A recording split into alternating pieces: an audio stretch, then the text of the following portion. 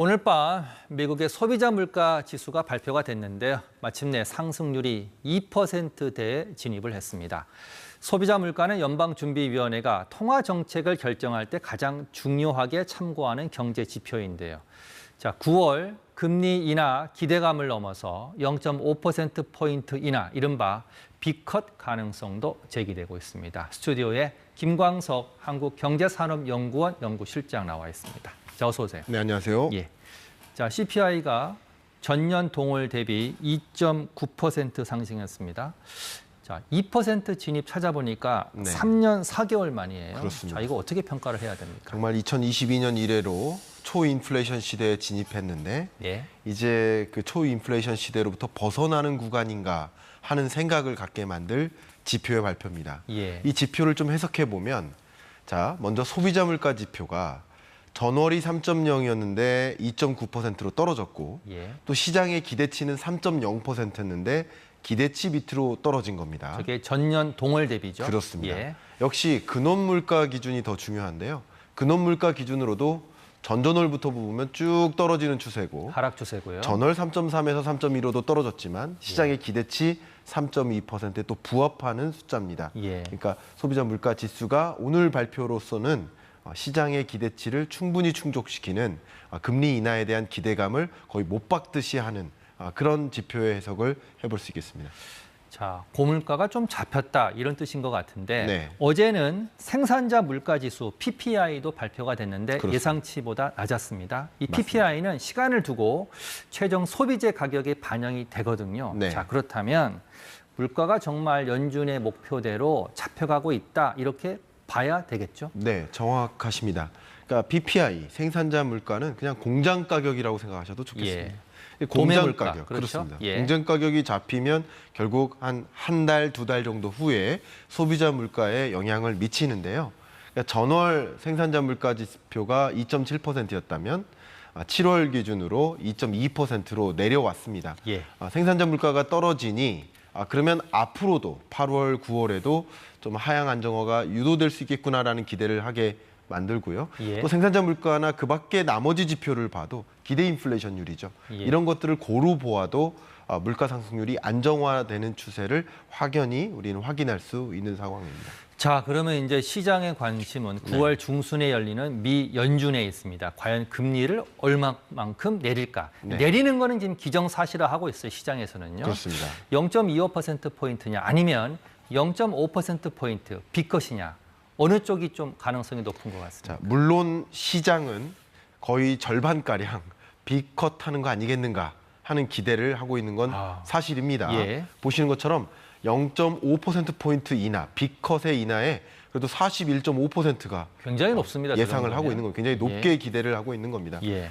저의 의견을 드리면 이것은 좀 과한 기대다라고 해석을 해드리고 싶습니다. 예. 원래 통화정책 기조를 전환해 나갈 때는 빅스텝, 자이언트 스텝을 룰이라고 하지 않습니다. 근데 베이비 스텝에는 룰이라는 단어를 붙이죠. 천천히 간다는 얘기죠. 그렇습니다. 통화정책 기조의 전환은 서서히, 천천히, 완만하게 진행하는 것이 원칙이고, 예. 대뜸 B컷으로 금리를 인하했다가 물가 상승률이 다시 고조되면 그럼 더 큰 문제가 벌어질 수 있죠. 예. 그래서 금리 인하를 B컷으로 하기는 어렵고요. 다만 예상했던 것보다 시장의 경제가, 특히 뭐 고용 시장이 강한 침체가 있다라고 걱정이 된다면 또 경기 부양을 적극적으로 하기 위해서 B컷을 할 수 있고, 그런 부분에 대한 기대감 때문에 B컷에 대한 기대감이 있지만 지금 미국 경제를 보면 굉장히 강한 경기 침체다, 이렇게 해석하게 만들기는 좀 어려운 감이 있다, 이렇게 의견 드리겠습니다. 예. 자, 그런 금리 인하 기대감 때문일까요? 제가 조금 전에 들어올 때 보니까 미국 증시는 상승으로 출발을 했습니다. 네. 자, 지난 5일 블랙 먼데이 낙폭을 거의 지금 만회해 가고 있는데, 네. 자, 그렇다면 연고점을 다시 또 돌파할 수 있을까요? 네, 일단 금리 인하 시점을 9월 중후순이라고 한다면 예.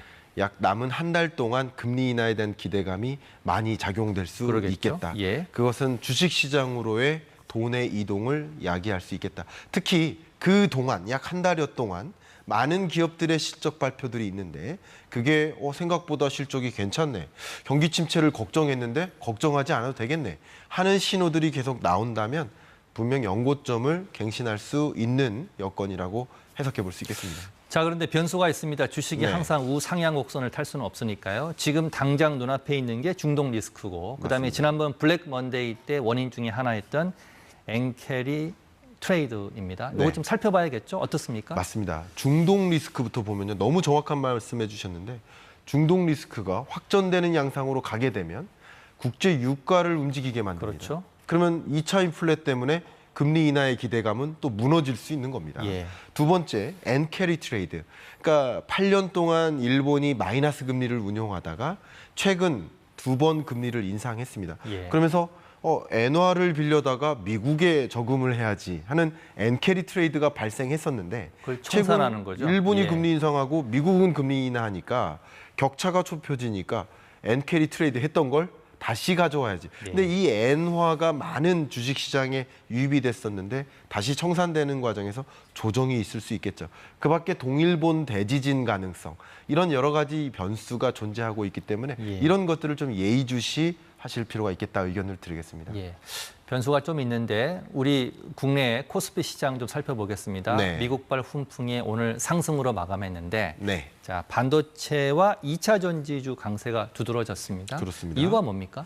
일단은 반도체 같은 경우는 블랙 먼데이를 기점으로 대대적인 조정이 있었습니다. 그렇죠. 근데 의외로 경기 침체 아니구나. 실적이 기대 이상으로 뒷받침이 되면서 반도체주로 많은 자금이 몰렸다. 이렇게 예. 볼 수 있고요. 예. 특히 2차 전지 같은 경우는 해리스의 당선 가능성이 높아지면서 예. 아마도 트럼프가 당선이 되면 전기차 어렵겠지 기대했는데 예. 해리스 당선 가능성이 높아지면서 상대적으로 2차 전지에 대한 기대가 또 올라가는 상황이라고 볼 수 있겠습니다. 예. 코스닥도 지금 블랙 먼데이 때를 거의 회복한 것 같은데 그렇습니다. 자, 그럼 마지막으로 하나만 좀 질문 드리겠습니다. 자, 코스피 네. 2,900선 육박했다가 지금 2,600선에 머물고 있는데 네. 매번 불어온 게 미국 증시입니다. 우리도 추세적 반등이 올까요? 미국과 같은? 네. 현재로서는 앞서 말씀드렸던 세 가지 변수, 예. 그 세 가지 변수가 부정적으로 작용하지 않는 한 예. 추세적 반등은 있을 수 있다. 그러나 앞에 말씀드렸던 그 세 가지 악재가 부정적으로 작용한다면 상쇄되는 효과가 있기 때문에 기대하기 어려울 수 있겠습니다. 결국 그 세 가지 변수에 달려 있다 이렇게 강조하고 싶습니다. 예, 알겠습니다. 오늘 말씀 여기까지 듣겠습니다. 김광석 한국경제산업연구원 연구실장이었습니다. 고맙습니다. 감사합니다.